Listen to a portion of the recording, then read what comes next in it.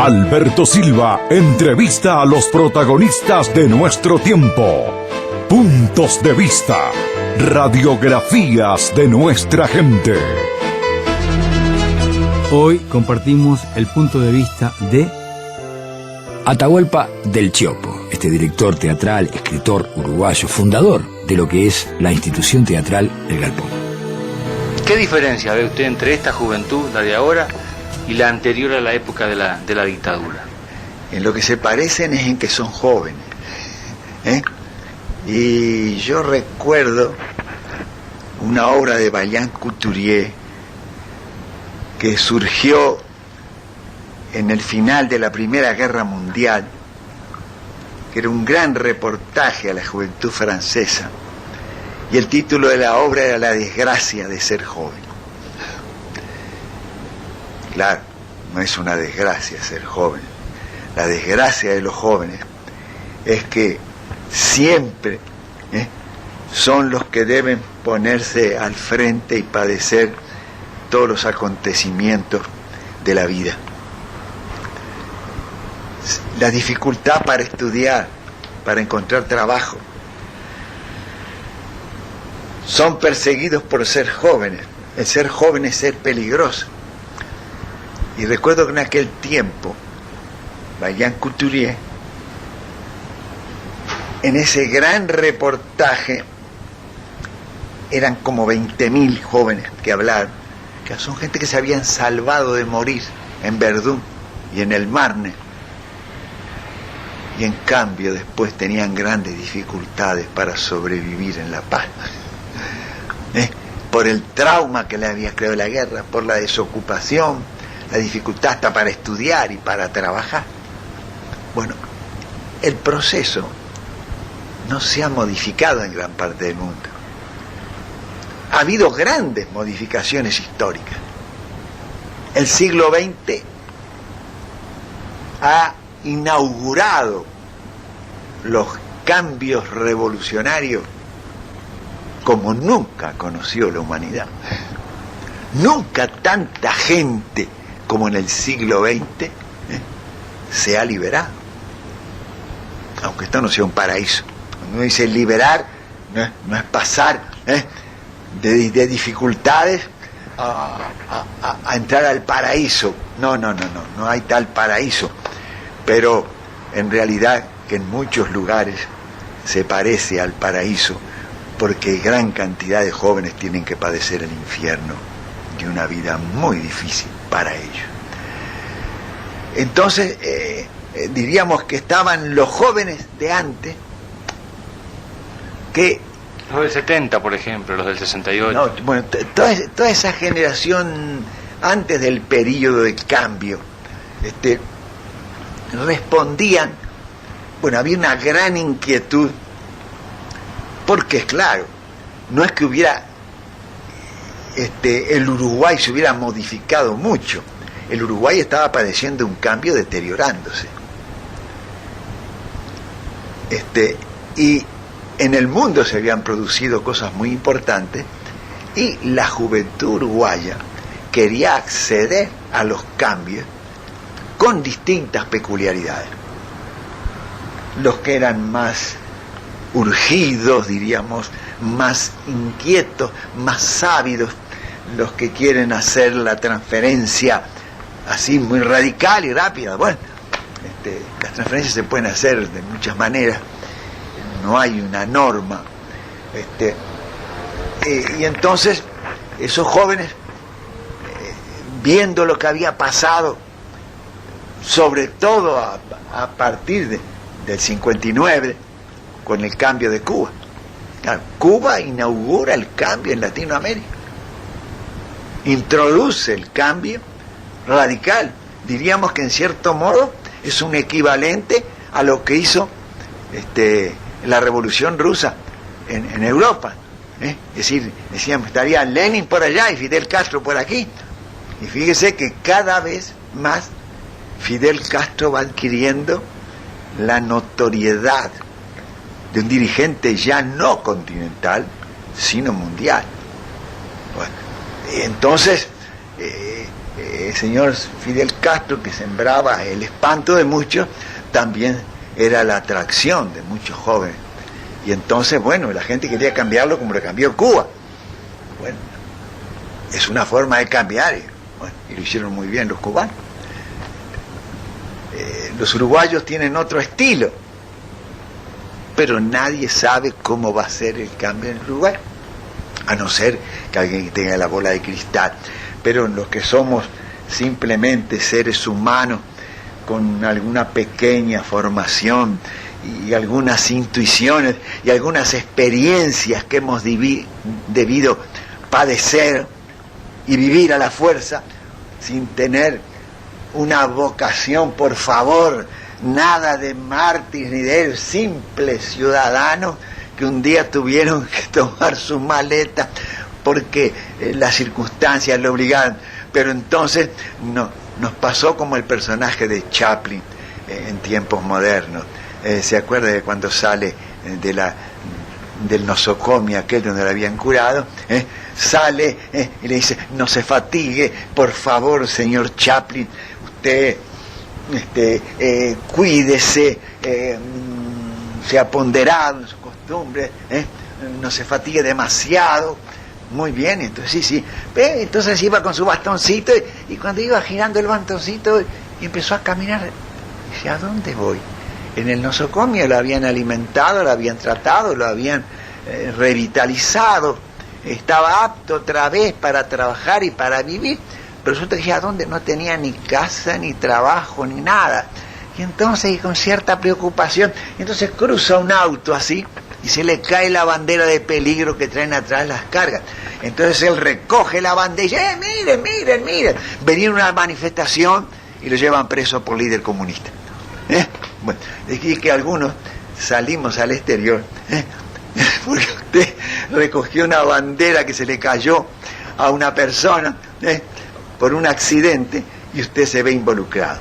Y entonces, y salimos. Claro que no vamos a hacernos los inocentes, ni mucho menos. Nosotros salimos conscientemente, pero teníamos que salir. No era la vocación de salir. Ojalá nos hubiéramos podido quedar en nuestro país. Entonces había una juventud inquieta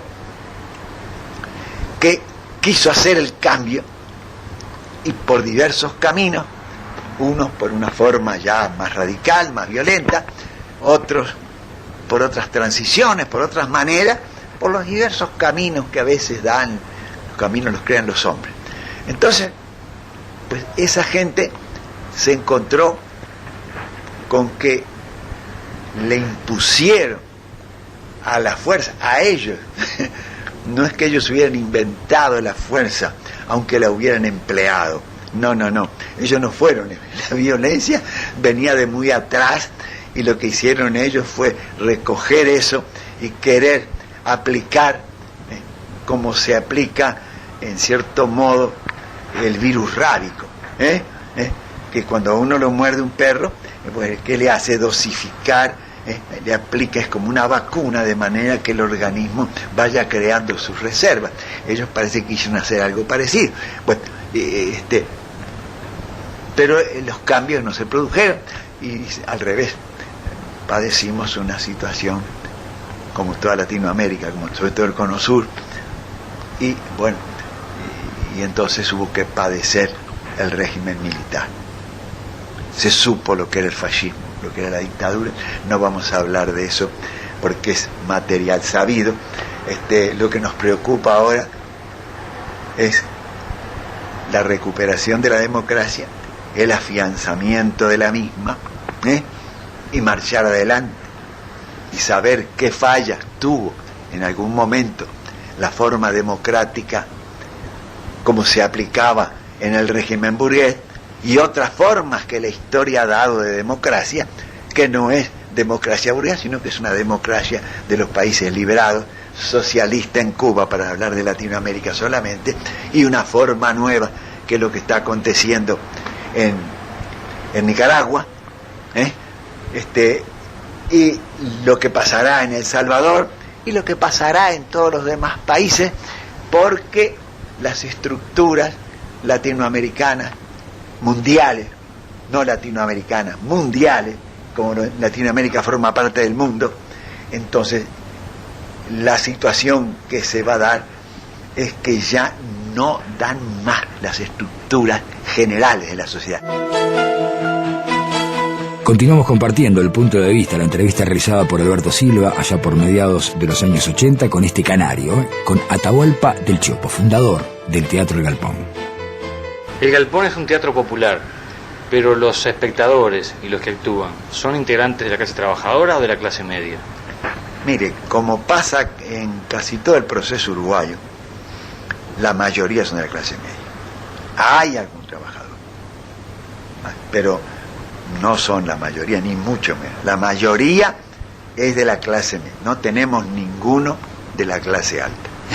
En cuanto a los que actúan. En cuanto a los que actúan y los que dirigen. ¿Y en cuanto a los que van a ver las funciones? Eso diríamos que es lo que caracteriza a la sociedad uruguaya en su conjunto. La gente creo que va a nuestro teatro como va a todo el teatro uruguayo, porque el Galpón no es mejor que ningún otro teatro. Es un teatro independiente que las condiciones históricas lo pusieron en una situación y trató de cumplir éticamente una situación, pero no somos ningunos privilegiados ni somos los que hacemos el mejor teatro. Hacemos un teatro que sí tenemos un concepto del teatro, de repertorio teatral, y de eso podríamos hablar. Me parece que es muy interesante tocar este punto. Tocando ese punto, yo le digo una crítica que he escuchado por allí. ¿Cómo no? Dice que la obra que ustedes pusieron en escena, El Artigas, es un medio grandilocuente, acartonada, que se olvida del lado humano, del lado popular de Artigas, que lo pone en un pedestal. ¿Usted qué me dice? Mire, puede ser que en algún aspecto, sí, nosotros sufrimos un proceso, estamos muy dentro de él, y nosotros no sabemos si no tiene razón el público y la crítica. Cuando empezó la obra, puede ser, porque esta es como la quinta versión, que se nos haya ido un poquito al acartonamiento, pero fuimos cambiando la forma, modificando, y tratamos de quitarle el mármol y el bronce para convertir a Artigas en un ser humano. Quizás no lo logramos totalmente. Quizá desde el punto de vista formal, hubo de ser mejor la obra, pudo ser mejor, siempre debió ser mejor, pero lo que logramos, si bien no tiene los niveles que se merecía el Artigas y que se merece nuestro pueblo, desde el punto de vista conceptual, ideológico, nuestro Artigas es el Artigas auténtico, aquel que los que hicieron el estudio durante 40 años desentrañaron los valores humanos, sociales, políticos de Artigas. Y nosotros sí nos apoyamos en eso. Y es notable, porque cuando fuimos por Latinoamérica, que nosotros teníamos el temor de que la gente no conociera al Artigas, y muchos no lo conocían, pero muchos lo reconocieron inmediatamente. Le vamos a decir por qué. Porque Artigas, como todos los héroes del pasado siglo, fueron derrotados, pero no vencidos. Porque las ideas de los precursores del pasado siglo se están cristalizando en el siglo actual, en nuestra América. Y los hechos de Cuba, de Nicaragua, de El Salvador, en nuestros propios países, en el Cono Sur, se está dando, están recogiendo la herencia de esos grandes precursores. Entonces, la gente cuando nos veía en México, decía, pero Artigas es Morelos, es Juárez. Algunos incluso decían a Zapata, que es posterior en la fecha. Cuando llegábamos a Venezuela y Colombia, decía, pero este es Bolívar. E incluso cuando llegamos a Nicaragua, nos dijeron, este es Sandino. Quiere decir que cada uno reconocía a su héroe nacional, porque todos aspiraban a la liberación del imperio, y de las grandes oligarquías criollas. Atahualpa, hay quienes dicen que el galpón no da la suficiente cabida a las obras de teatro nacional, ni aquí ni en el exterior. ¿Es cierto esto? Mire, es posible que nosotros no atendamos como sería deseable, puede ser una falla nuestra o una carencia, ¿no? Más que falla, pero si usted analiza el repertorio del galpón, se conjugan los elementos nacionales con los universales. Y yo entonces después vamos a explicar el por qué, porque el galpón ya hace mucho rato que tiene un concepto claro del repertorio. No quiere decir que somos los únicos, por favor. Todo el teatro uruguayo es muy esclarecido y en el Uruguay hay quien hace teatro mejor que nosotros. Pero nosotros sabemos lo que queremos. Posiblemente no alcancemos a exponerlo de acuerdo a nuestras aspiraciones. Entonces nos derrota nuestra aspiración al concretarla en el hecho escénico. Pero nosotros, por ejemplo, ¿qué concepto de teatro tenemos? Desde siempre, y prevalece hoy, con los cambios que impone cada época. Porque todavía nos quedaron los de los jóvenes de ayer y de hoy. Esto lo vamos a enlazar para responder a eso. A través del teatro vamos a llegar a la realidad por nuestro concepto del teatro. Mire, desde el punto de vista, el teatro es arte. Para hacer arte necesita un contenido y fundamentalmente una forma, si no, no es arte. La forma es lo que le da la especificidad estética, lo que lo convierte en arte, si no, pues es otra cosa, ensayo, panfleto, que incluso el panfleto en un momento puede ser muy útil, hay determinados momentos históricos, que a lo mejor es muy útil el panfleto, bueno, pero en condiciones más normales, diríamos, como proceso de cultura. Entonces nosotros queremos un teatro que desde el punto de vista de su forma responda a un teatro de arte, es decir, la forma más rica para exponer un concepto, una idea. Y desde el entonces nos preocupa, pero cuando usted, eso no es a priori, nadie piensa en una forma para encontrarle después un contenido. Uno descubre un contenido, no inventa.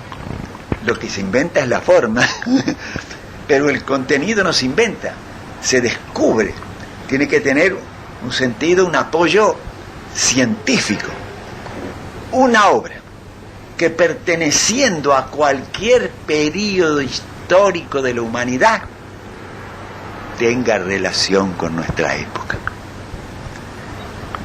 Y cuando usted analiza el repertorio del galpón, usted se encuentra con repertorio que tomamos los grandes autores universales, desde los clásicos, desde Lope de Vega, cuando la famosa Fuente Ovejuna, que la tomó Larreta y Derby Vila, hicieron una recreación respetando a Lope, pero haciendo la propuesta uruguaya y latinoamericana. Aparecía lo de López y después decíamos, bueno, nosotros, actores y hombres de teatro de este tiempo y lugar, pensaríamos esto, porque el hecho que da Lope de Vega históricamente pertenece al siglo XV, y del siglo XV al XX han pasado unas cuantas cosas en la historia. Lo que prevalece todavía y le da fuerza y vigencia es la forma artística que le supo dar López. Eso se le respetó, pero ya la parte histórica, mostramos lo de López y como tenemos un sentido crítico y respetamos la historia, que es una cosa viva y en proceso, pusimos lo que hubiera pasado suponiendo que López viviera en el siglo XX, o si no, cómo los tomaría un autor del siglo XX ese mismo tema. Entonces, ahí está. Entonces, cuando usted ve el Pluto, una obra de 24 siglos, y es nuestro contemporáneo. ¿Por qué? Porque el problema que plantea es el de la riqueza y el mal reparto de la riqueza. Y como eso en la mayoría de las sociedades todavía no se ha resuelto, es nuestro contemporáneo, porque coincide en la misma carencia, en el mismo proceso y en la misma necesidad de cambio. Entonces es nuestro contemporáneo, aunque puede haber un contemporáneo que puede hacer otra obra, que está en el aire, bueno, tiene total libertad de hacer lo que quiere, pero también nosotros tenemos que poner nuestra época, y esa responsabilidad no se la podemos destinar a nadie. Entonces el Artigas para nosotros, como cuando hicimos también Puro Cuento, cuando hicimos Prohibido Gardel,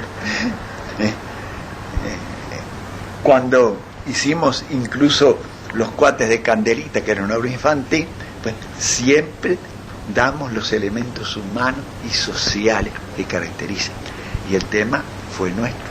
Dábamos lo universal, dábamos Brecht, un hombre es un hombre.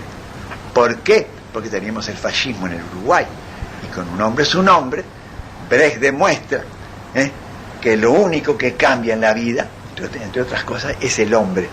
Lo seguro del hombre es que cambia. Ahora, el hombre puede cambiar para mejorarse o para volverse una bestia. Atahualpa, yo para finalizar le enumero una serie de circunstancias de nombres propios y le pido que en 2 palabras usted me las defina o me diga qué le sugieren. Exilio. El exilio es un drama. Panfleto.